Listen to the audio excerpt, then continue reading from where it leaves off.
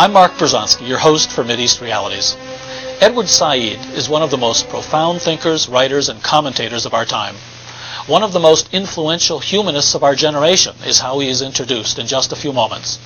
He also happens to be Palestinian.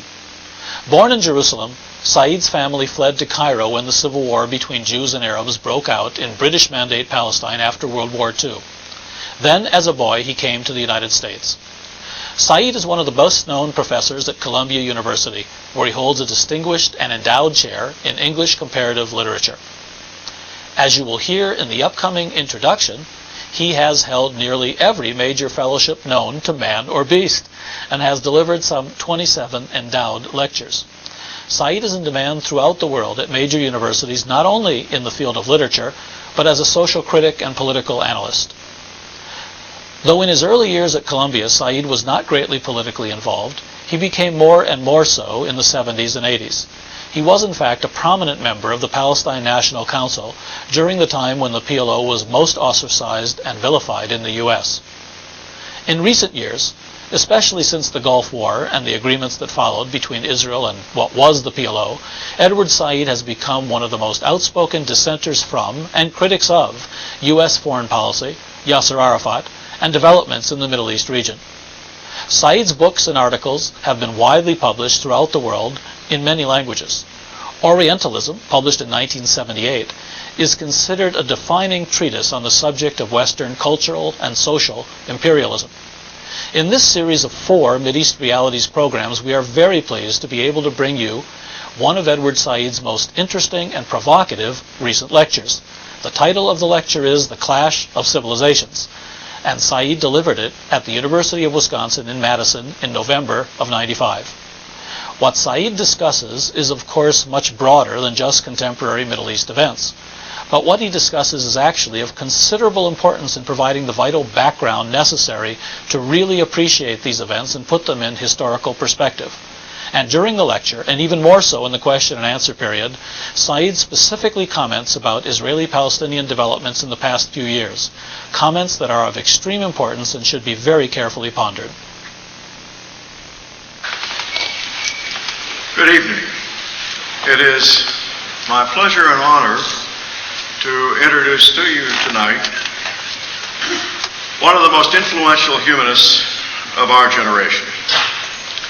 As I look out at this remarkably full auditorium, 1,300 of you, if I've counted correctly, and perhaps more in the overflow room, let me first assure you that you've done the right thing in choosing to come to this event tonight. This, I guarantee you, is an evening you will long remember. I assure each and every one of you that you will leave this hall with new thoughts, new insights, new ways of looking at old issues. In looking at the brilliant career of Professor Edward Said, I think we can examine his impact around 3 major themes. Perhaps the best known of them arises from his now classic 1978 book entitled Orientalism. This work offered a far-reaching critique of the 19th century French, German, and British scholars who constructed the Orient in the Western mind. Said, in this work, unravels the hidden assumptions of Western superiority which permeated their work, and shows how Islam was constructed through these works as a negative other against which a triumphant Christian West was defined. He also demonstrates the use of these writings as a rationale for imperialism by representing the other as enshrouded in a flawed and fossilized culture. He shows as well how these notions were embedded in Western scholarship reproduced in the works of more contemporary scholars. In his second major kind of contribution, he extends and develops some of the themes introduced in Orientalism, most notably in his prize-winning 1993 book, Culture and Imperialism. In this work, he extends some of the insights of Orientalism to Western literature and art more broadly, not simply Western studies of the Orient, the East, and shows how deeply in literature and art having to do with the colonial venture, imperialist premises had been embedded. The reviewer in the New York Times characterized this work as a masterful synthesis of a field which he, Professor Said, had largely created. A third and quite different theme in his scholarship is as a vocal and eloquent defender of Palestinian rights. This line of inquiry is expressed in various works: Question of Palestine, published in 1979, The Politics of Dispossession, The Struggle for Palestinian Self-Determination in 1994, and in innumerable contributions of current commentary in leading political reviews, newspapers, and so forth.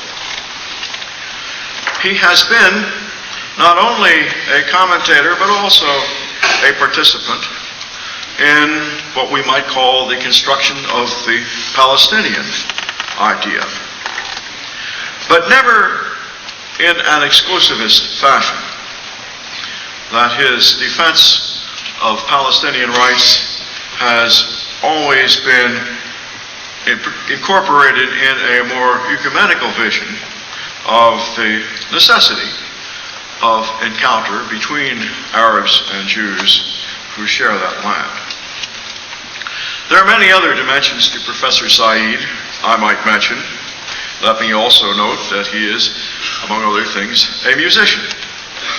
And in 1991, published through Columbia University Press a volume on a totally different line of humanist scholarship, musical elaborations. The influence and impact of Professor Said on the whole field of cultural studies and literary theory has been simply immense. But not only in these fields, also in humanist and social science scholarship more broadly, in a range of fields from history to anthropology to political science.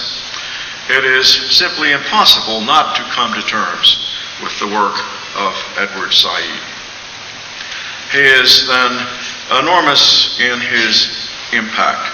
He is also very large in his provocation.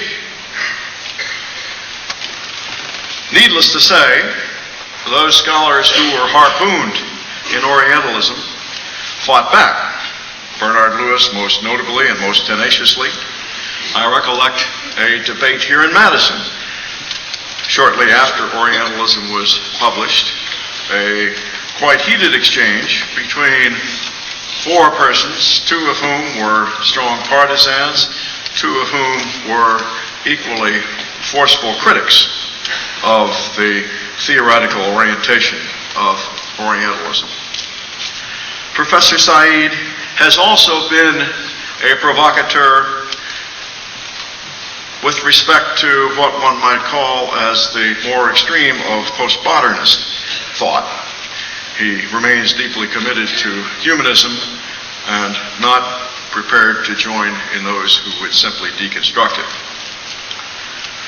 He has been as well a provocateur in his role as a participant in the Palestinian national movement. He did serve from 1977 till 1991 as a member of the Palestinian National Council, officially the ruling body of the Palestinian movement. But he has often been critical of the lack of internal democracy in the Palestine Liberation Organization.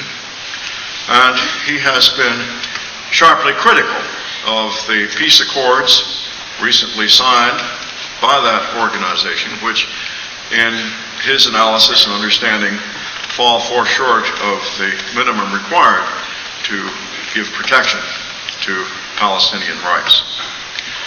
He has also been a provocateur vis-a-vis certain extremist elements in Israeli opinion. He's received a number of death threats emanating from such sources. 1990, a New York radio station received a hit list, including Edward Said, from a political religious extreme organization by the name of Kant, quite similar to arising from the same milieu as those that are responsible for the killing of Yitzhak Rabin. That event of the last fortnight, shows that such threats have to be taken very seriously. Now, how did he get to where he now is? The pathway began in Jerusalem, then part of the Palestine Mandate under British rule in 1935. He came to the United States at the age of 15, 1950, became a naturalized citizen in 1953, received his BA at Princeton and then his PhD at Harvard. I discovered that he and I were, although we never met, were in the Widener Library together for the same period of time from 59 to 63. Since then, he has held professorial positions at Columbia University. He now holds a distinguished endowed chair in English and comparative literature.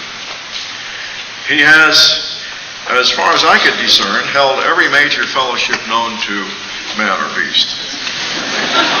Center for Advanced Study in Behavioral Science, mind you, not cultural studies, at Stanford. The National Endowment for the Humanities, the Guggenheim Foundation, the Social Science Research Council, among others. He is a fellow of the American Academy of Arts and Sciences. He is the author of 13 books translated into 8 languages. And in addition to all of these things, he has been practicing for his performance tonight.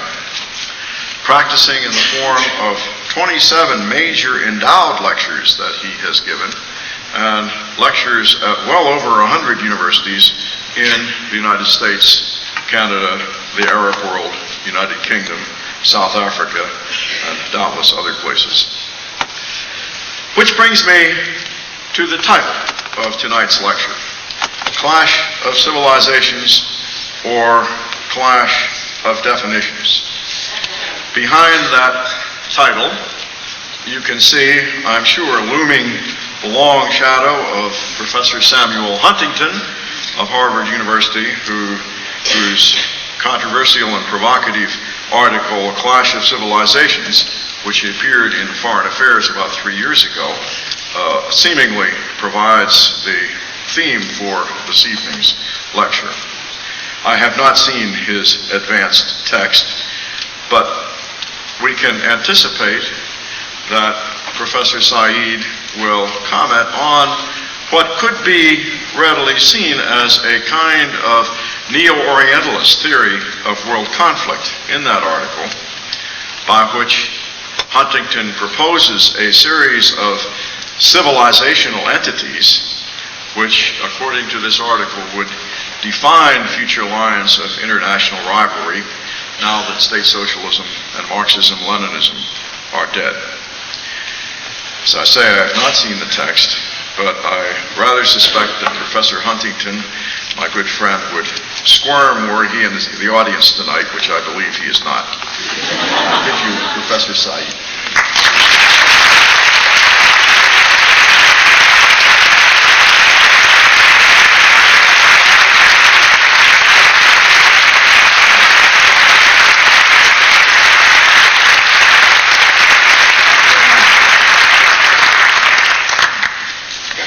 It's hard to know how to live up to that extraordinary introduction by Professor Young. I'm very grateful to him for his generosity and extremely happy to be here this evening. I'm also very appreciative of the efforts of the various members of the lectures committees that made my presence here possible. And I shall begin by saying that I wish Samuel Huntington were in the audience so that he could squirm in front of you.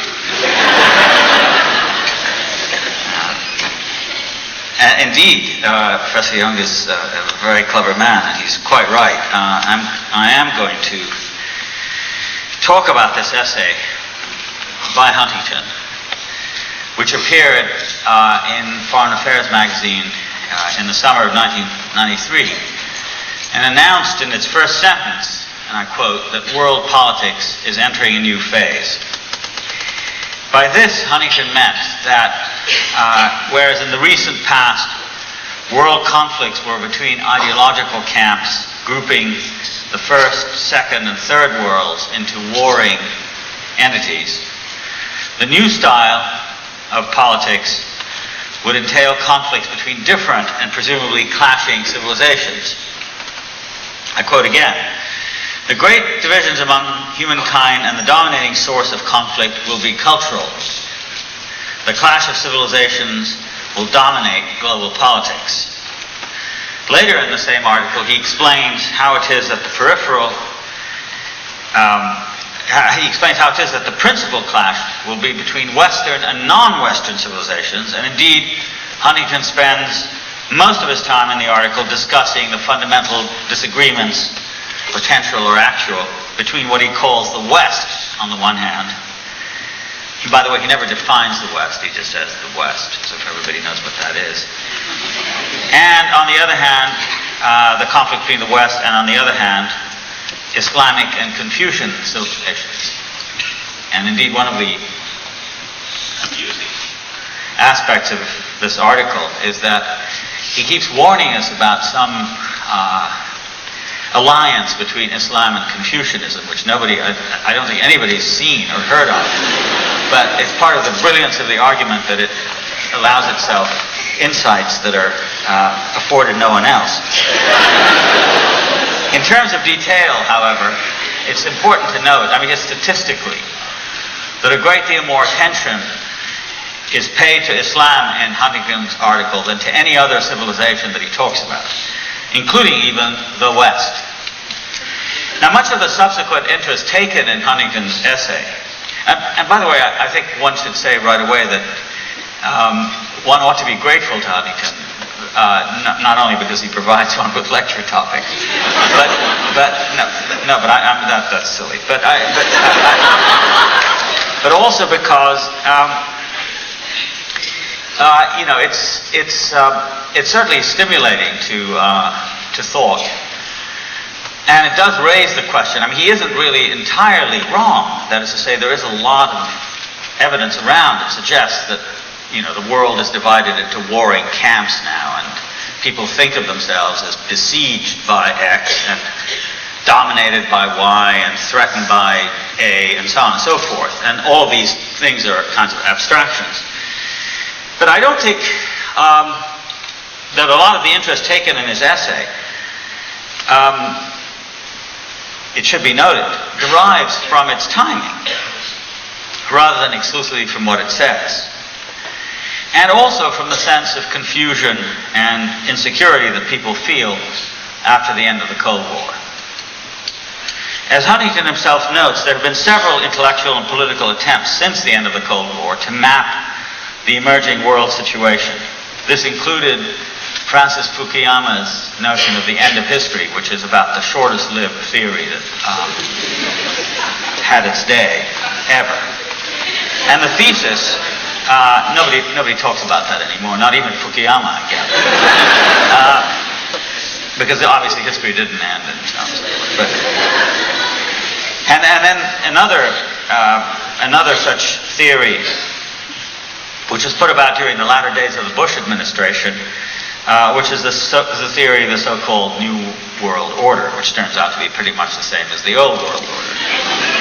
But more recently, some historians and polemicists, I'm thinking here of Paul Kennedy, Eric Hobsbawm, who are historians, and Conor Cruiser-Bryant, who's a polemicist, all of whom have looked at the approaching millennium, and we are getting to the end of the second millennium,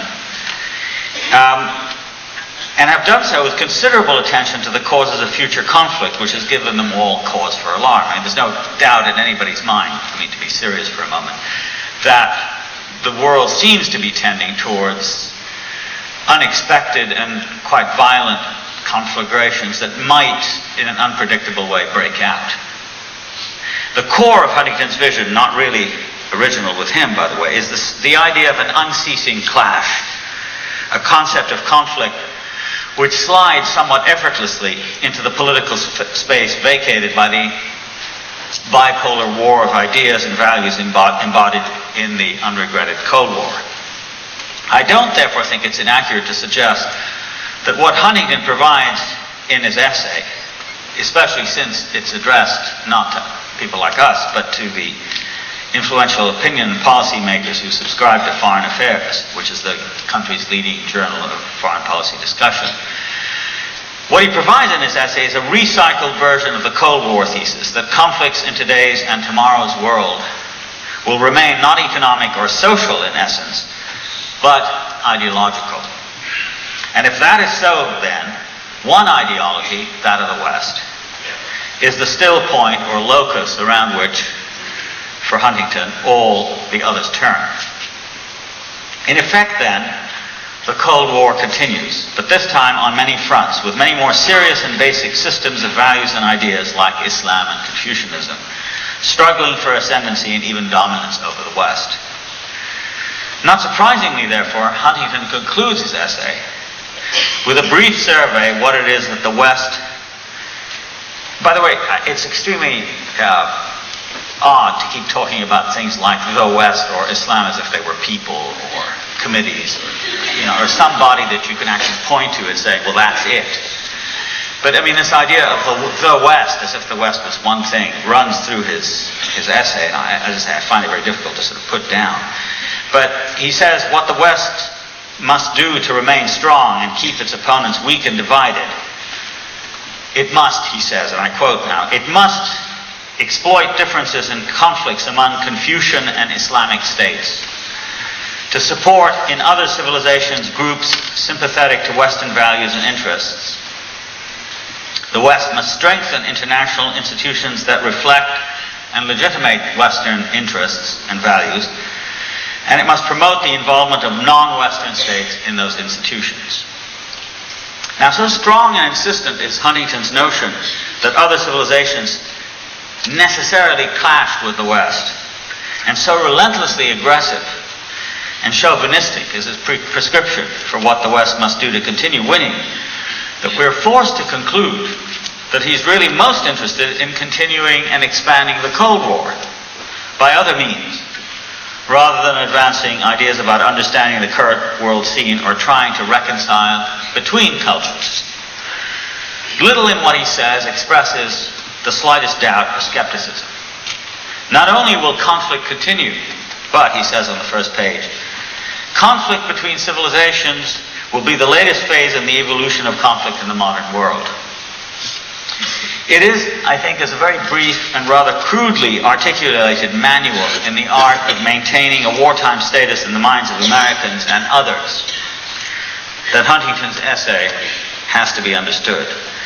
I'd go so far as saying that it argues from the standpoint of Pentagon planners and defense industry executives who may have temporarily lost their occupations after the end of the Cold War, but have now discovered a new vocation for themselves. And indeed, of course, the military budget this year has gone up, even though there's no Soviet Union to worry us. Huntington, at least, has the merit of underlining the cultural component in relationships between different countries, traditions, and peoples. The sad part is that the clash of civilizations idea is useful as a way of exaggerating and making intractable various political or economic problems.